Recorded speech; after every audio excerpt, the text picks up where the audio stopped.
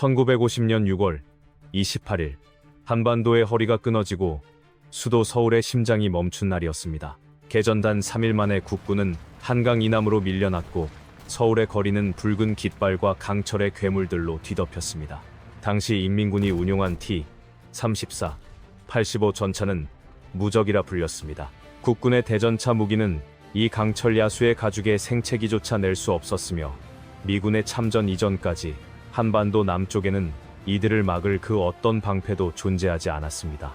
그들에게 서울 점령은 전쟁의 끝이 아닌 남진을 위한 가벼운 산책처럼 여겨졌을 것입니다. 북위 38도선 이북의 지휘부는 확신했습니다. 남조선의 하늘과 땅은 이미 우리의 것이다. 그들의 오만은 하늘을 찔렀고 하늘을 지배하는 것이 오직 자신들의 야크 전투기뿐이라고 믿어 의심치 않았습니다. 하지만 그들은 모르고 있었습니다. 역사의 수레바퀴가 아주 기묘한 궤적을 그리며 70년의 시간을 뛰어넘었다는 사실을 말입니다. 고도 40, 0피트 상공, 1950년의 레이더망에는 존재하지 않는 유령, 대한민국 항공우주기술의 결정체 KF-21 보라매가 시공간의 벽을 넘어 그 날개를 펼쳤습니다. 이것은 단순한 지원군이 아니었습니다. 미래가 과거에게 보내는 가장 냉혹하고 압도적인 심판자였습니다. 조종사의 시야 아래 개미떼처럼 늘어선 T-34 전차 대열이 붉은색 타겟 박스로 지정됩니다. 21세기의 사냥꾼은 먹잇감을 앞에 두고 서두르지 않습니다.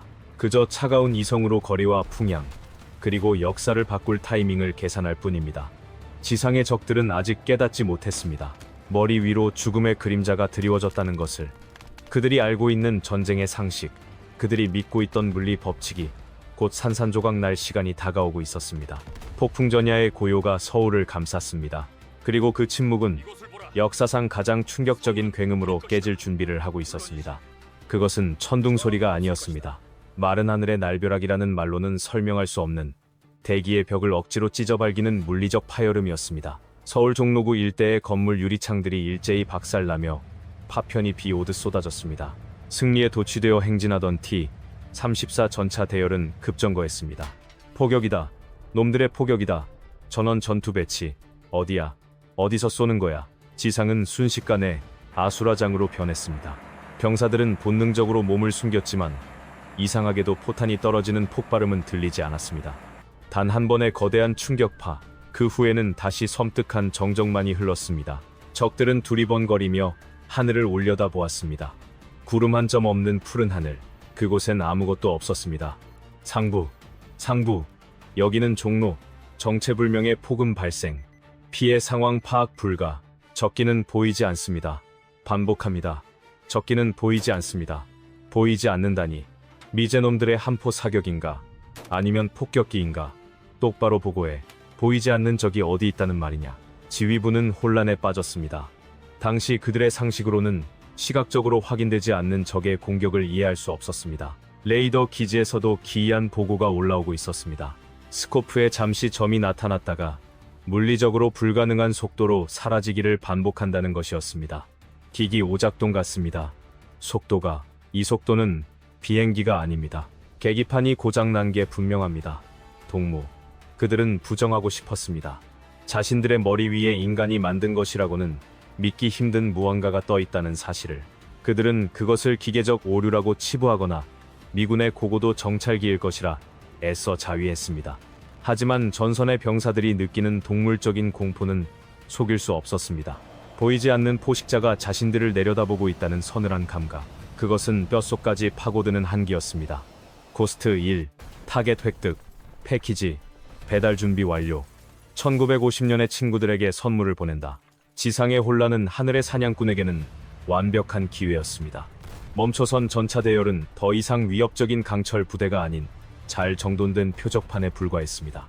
인민군 사령부가 상황을 파악하려 우왕좌왕하는 그 짧은 시간, KF-21의 내부 무장창이 소리 없이 열렸습니다.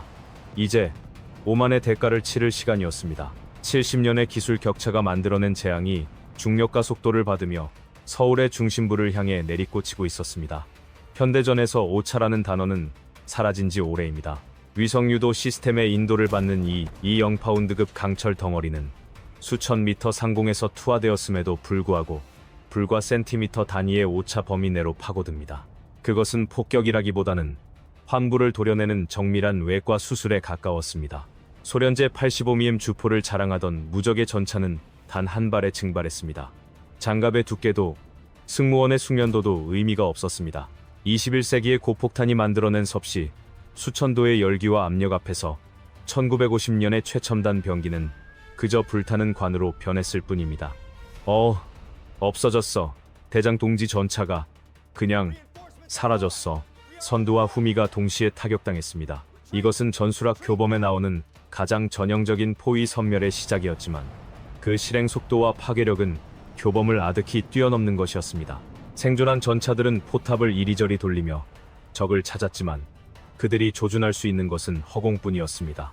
여기는 3소대. 적의 위치가 확인되지 않는다. 대공포를 쏴. 아무데나 쏘란 말이야. 지상에서는 필사적인 저항이 시작되었습니다.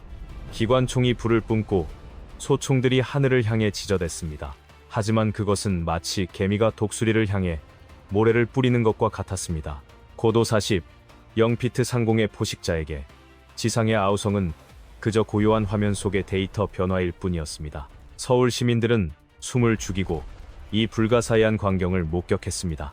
사흘 전 자신들의 수도를 짓밟았던 공포의 대상이 보이지 않는 신의 채찍을 맞고 처참하게 부서져 나가는 모습을 말입니다. 그것은 단순한 파괴가 아니었습니다. 침략자들에게 심어주는 원초적인 공포의 시작이었습니다. 전차의 죽음은 곧 보병들의 심리적 사망 선고였습니다. 자신들을 지켜주던 불패의 방패가 고철 덩어리로 변해버린 순간 인민군 보병들이 손에 쥔 모신나강 소총과 따발총은 그저 무거운 쇠막대기에 불과해졌습니다. 일어나란 말이다. 대열을 정비해. 적은 아직 보이지도 않는데 겁먹지 마라. 소대장 동지, 하늘입니다. 하늘에서 불벼락이 떨어졌습니다. 이건 전쟁이 아닙니다. 지휘관의 고함은 공포에 질린 병사들의 귀에 닿지 않았습니다. 눈에 보이는 적과는 싸울 수 있습니다. 하지만 그들은 지금 신의 분노와도 같은 보이지 않는 힘과 마주하고 있었습니다. 전선의 규율은 무너졌고 본능적인 생존 욕구만이 그 자리를 대신했습니다. 바로 그때였습니다. 하늘의 심판이 끝나자 이번에는 땅이 울리기 시작했습니다. 안개와 매연 속에서 거대한 실루엣이 천천히 모습을 드러냈습니다. 대한민국 육군의 주력 K 흑표. 1950년의 전장의 21세기의 최상위 포식자가 발을 디디는 순간이었습니다. 소련제 T-34가 투박한 망치라면 K 흑표는 정교하게 재련된 명검이었습니다. 인민군 병사들은 숨을 멈췄습니다. 그들이 알고 있던 전차의 형상이 아니었습니다. 납작하게 깔린 차체, 기괴하게 돌아가는 포탑 위의 센서들. 그것은 마치 지옥에서 올라온 강철, 괴수처럼 보였습니다. 그들의 필사적인 저항은 계란으로 바위를 치는 격이었습니다. 2차 대전 수준의 화력으로는 흑표의 복합 장갑을 뚫는 것은 고사하고 페인트 칠조차 벗겨내기 힘들었습니다. K 전차장은 반격할 가치조차 느끼지 못한 듯 주포를 발사하지도 않았습니다. 그저 압도적인 덩치로 밀고 들어올 뿐이었습니다. 그것은 전투가 아니었습니다. 일방적인 청소였습니다. 전차의 캐터필러가 아스팔트를 지시기는 소리는 패배자들을 향한 조용한 그러나 확실한 경고였습니다. 이곳은 너희가 있을 곳이 아니다. 지상과 공중에서 동시에 가해지는 충격. 인민군 전선은 걷잡을 수 없이 붕괴되기 시작했습니다. 하지만 진짜 악몽은 이제부터였습니다. 하늘을 지배하는 또 다른 주인들이 도착하고 있었기 때문입니다. 지상의 강철 야수들이 거리를 청소하는 동안 패주하던 인민군들은 본능적으로 건물 옥상이나 참호 속으로 숨어들었습니다. 전차의 포신이 닿지 않는 사각지대에서 숨을 고르며 반격을 도모하려 했을 것입니다. 하지만 그들은 간과하고 있었습니다. 현대전의 입체적인 전장은 그 어떤 숨을 곳도 허락하지 않는다는 사실을 말입니다. 그 소리는 기존의 비행기와는 달랐습니다. 바람을 타고 흘러오는 것이 아니라 대기를 억지로 짓누르며 다가오는 압박감이었습니다. 산등성이 너머로 검은 형체가 솟아올랐습니다. 제트기처럼 스쳐 지나가는 것이 아니라 공중에 딱 멈춰 서서 먹잇감을 응시하는 사신. 대한민국 육군 항공작전사령부 소속 AH-64E 아파치 가디언이었습니다. 1950년의 병사들에게 제자리 비행을 하며 공격하는 항공기는 상상 속의 괴물이었습니다. 건물 옥상에 숨어 기관총을 거치하던 인민군 저격조는 얼어붙었습니다. 괴물의 눈이 자신들과 마주쳤기 때문입니다. 조종사가 고개를 돌리면 죽음도 함께 고개를 돌렸습니다. 30mm 체인건의 위력은 자비가 없었습니다. 빗발치는 탄환은 엄폐물제로 적을 삭제해버렸습니다. 야크 전투기 몇 대가 무모하게 덤벼들었지만 그들은 아파치의 레이더에 잡히기도 전에 KF-21의 어모를 받고 격추되거나 헬기의 헬파이어 미사일에 맞아 공중 분해되었습니다. 하늘은 완벽하게 통제되고 있었습니다. 밤이 찾아와도 소용없었습니다. 아니, 오히려 어둠은 현대 무기의 편이었습니다. 적들의 눈에는 칠흑 같은 어둠이었지만 아파치의 센서에는 대나처럼 환한 전장이었습니다. 숲속으로 건물 지하로 도망쳐도 붉은 체온은 그들의 위치를 배신했습니다. 그것은 사냥이었습니다. 반격의 의지조차 꺾어버리는 일방적인 학살. 서울의 하늘을 뒤덮었던 붉은 깃발은 찢겨나갔고 그 자리는 회전익기의 거친 숨소리로 채워졌습니다. 하지만 적들에게 주어진 시련은 여기서 끝이 아니었습니다. 하늘과 땅에 이어 이제는 보이지 않는 먼 곳에서 날아오는 천둥이 기다리고 있었기 때문입니다. 서울이 불길에 휩싸인 그 시각, 후방의 보급로는 여전히 분주했습니다. 전선의 급박한 붕괴를 모른 채 지원 병력과 물자를 실은 트럭들은 남쪽으로 향하고 있었습니다. 그들은 자신들이 안전하다고 믿었습니다. 적의 포병 사거리는 기껏해야 10km 남짓, 자신들은 그보다 훨씬 뒤쪽에 있었기 때문입니다. 하지만 그 계산은 1950년에 잣대였습니다. 좌표 수신 완료.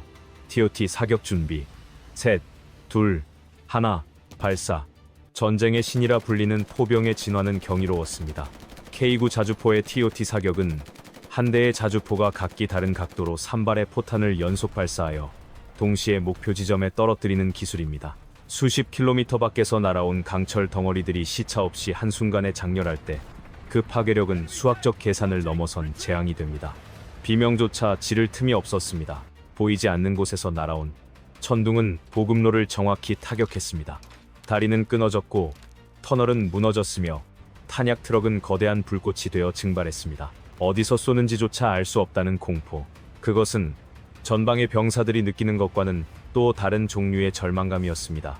그리고 하늘이 열렸습니다. K239 천무가 뿜어내는 강철의 비가 인민군 집결지 위로 쏟아졌습니다. 수백 개의 자탄이 분산되며 축구장 수십 개 면적을 순식간에 초토화했습니다. 정밀 타격이 저격수라면 천무의 포격은 지우개였습니다. 지도 위에서 적의 좌표 자체를 지워버리는 압도적인 면 제압 능력. 보급로는 끊겼습니다. 통신선도 마비되었습니다.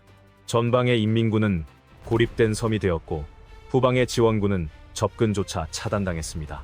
대한민국 포병 전력은 단 30분 만에 인민군의 허리를 완벽하게 분쇄했습니다. 이제 적 지휘부는 선택해야 했습니다. 이 보이지 않는 죽음 앞에서 전멸할 것인가, 아니면 현실을 받아들일 것인가. 전쟁에서 포탄보다 더 무서운 것은 침묵입니다.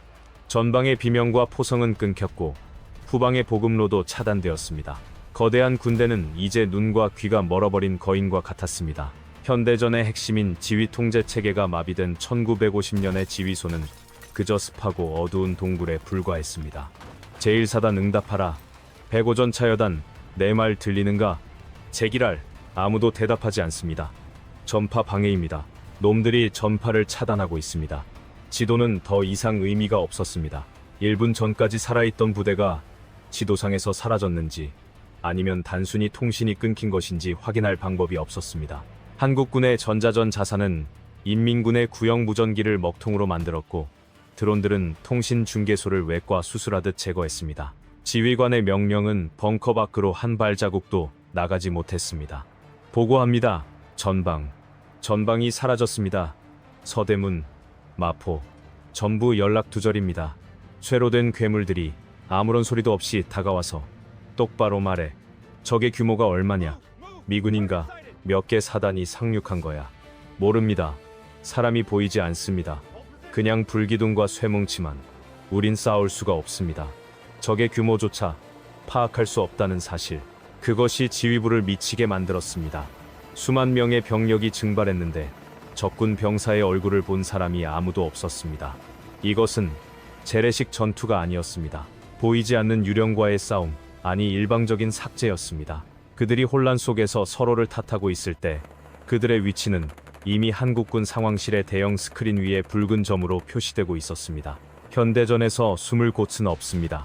지휘부가 고립된 지금 그들에게 남은 것은 항복을 위한 백기를 찾거나 아니면 이 벙커가 그들의 무덤이 되기를 기다리는 것뿐이었습니다. 물리적인 타격이 육체를 파괴했다면 이제 시작된 심리전은 그들의 영혼을 파괴하는 과정이었습니다. 하늘에서 수만 장의 전단이 흩날렸습니다. 조잡한 갱지가 아니었습니다. 고해상도 컬러 사진으로 인쇄된 불타버린 T-34와 처참하게 죽은 동료들의 모습이 담긴 전단이었습니다. 그것은 단순한 회유가 아니었습니다. 우리는 너희의 모든 것을 보고 있다는 서늘한 경고였습니다. 병사들은 전단을 보며 깨달았습니다. 자신들이 싸우고 있는 대상이 자신들을 개미처럼 내려다보며 생사를 결정짓고 있다는 사실을 말입니다. 인민군 장병 여러분, 저항은 무의미합니다. 여러분의 지휘부는 이미 도망쳤거나 고립되었습니다. 살아서 고향으로 돌아갈 수 있는 마지막 기회는 지금뿐입니다. 무기를 버리고 나오십시오. 우리는 살상보다는 평화를 원합니다. 이건 적의 기만 전술이오. 동요하지 마시오. 밖으로 나가는 놈은 내가 직접 처단하겠소. 최후의 한 사람까지 싸워야 한단 말이오. 누구와 싸운다는 말이오. 동무. 보이지도 않는 유령과 칼싸움이라도 하란 말인가. 뭐라고? 지금 당의 명령을 거역하는 사령관 동지, 병사들이 총을 버리고 있습니다. 막을 수가 없습니다. 헌병대가 총을 겨눴지만 그들도 쏘지 못했습니다. 이념은 강철보다 단단해 보였지만 압도적인 공포 앞에서는 모래성처럼 무너져 내렸습니다. 정치 장교의 고함 소리는 더 이상 병사들의 귀에 들리지 않았습니다. 그들은 알았습니다. 이 싸움은 애초에 성립될 수 없는 것이었음을. 하늘을 지배하는 신들에게 인간이 할 수 있는 유일한 대답은 복종뿐이었습니다. 무전을 연결해라. 적에게 전해라. 우리가 졌다고. 밤이 깊어가고 있었지만 서울의 거리는 그 어느 때보다 밝았습니다. 조명탄이 아닌 전쟁의 끝을 알리는 백기들이 달빛을 받아 하얗게 빛나고 있었기 때문입니다. 이제 마지막 장이 남았습니다. 70년의 시간을 건너온 미래의 군대가 과거의 비극을 멈추고 새로운 역사를 선언할 시간이었습니다. 1950년 6월 29일 새벽, 서울은 다시 주인을 맞이했습니다. 하지만 그 풍경은 사흘 전과는 완전히 달랐습니다. 무너진 시가지 사이로 2025년 대한민국 육군의 기계화 부대가 강철의 벽을 이루고 있었습니다. 엔진을 끄지 않은 전차들의 낮은 진동이 공기를 무겁게 짓누르고 있었습니다. 항복 조인식장으로 향하는 인민군 지휘부의 발걸음은 무거웠습니다. 그들은 걸어가며 비로소 자신들을 패배시킨 적의 실체를 두 눈으로 확인했습니다. 야간 투시경, 방탄조끼, 각종 광학 장비로 온몸을 감싼 한국군 병사들은 1950년의 시각에서 볼 때 인간이라기보다는 미래에서 온 기계 전사에 가까웠습니다. 저것이 같은 조선 사람이 만든 무기란 말인가. 사령관의 눈동자가 흔들렸습니다. 소총 한 자루, 군복 한 벌에서조차 느껴지는 아득한 기술의 격차. 그것은 단순한 무력의 차이가 아니라 70년이라는 세월이 쌓아 올린 문명의 차이였습니다. 그는 자신이 우물안 개구리였음을, 거대한 태양을 상대로 물장구를 치고 있었음을 뼈저리게 실감했습니다. 단 한 발의 총성도 울리지 않는 조용한 조인식이었습니다. 하지만 그 침묵 속에는 어떤 폭격보다도 강렬한 메시지가 담겨 있었습니다. 항복 문서에 찍힌 도장은 단순히 전투의 종료를 알리는 것이 아니었습니다. 그것은 낡은 이념과 폭력으로 한반도를 유린하려던 시도가 미래의 힘 앞에 얼마나 무력하게 무릎 꿇었는지를 역사에 남기는 낙인이었습니다. 이것은 전쟁이 아니었습니다. 일방적인 선고이자 거부할 수 없는 집행이었습니다. 1950년의 비극은 반복되지 않았습니다. 단지 압도적인 힘에 의한 평화만이 서울의 아침을 깨우고 있었습니다. 우리의 시뮬레이션은 여기서 끝납니다. 1950년 6월, 서울의 하늘을 지켰던 유령은 사실 존재하지 않았습니다. 현실의 역사는 훨씬 더 가혹했고 우리는 그해 여름 맨주먹으로 강철 전차에 맞서야 했습니다. 수많은 학도병과 국군 장병들이 조국의 사나에 피를 뿌리며 쓰러져 갔습니다. 하지만 그 처절했던 패배와 눈물이 오늘의 대한민국을 만들었습니다. 소총 한 자루 만들지 못해 남의 나라 무기를 빌려 쓰던 나라는 이제 세계가 주목하는 최첨단 전투기를 우리 손으로 띄우고 세계 최고의 전차를 수출하는 방산 강국으로 우뚝 섰습니다. 우리가 이토록 강력한 힘을 갈구했던 이유는 단 하나입니다. 다시는 그 누구에게도 이 땅을 유린당하지 않겠다는 강철의 맹세 때문입니다. KF-21의 날개와 K의 장갑 속에 담긴 것은 단순한 기술이 아닙니다. 그것은 지난 70년 동안 우리 선조들이 흘린 피와 땀, 그리고 다시는 지지 않겠다는 5천만 국민의 의지입니다. 역사에 만약은 없습니다. 하지만 미래는 우리 손에 달려 있습니다. 지금 우리가 가진 이 압도적인 힘이 존재하는 한 1950년의 비극은 영원히 역사책 속의 기록으로만 남을 것입니다. 평화는 구걸하는 것이 아닙니다. 오직 압도적인 힘으로 지켜내는 것입니다. 지금까지 서울의 유령이었습니다.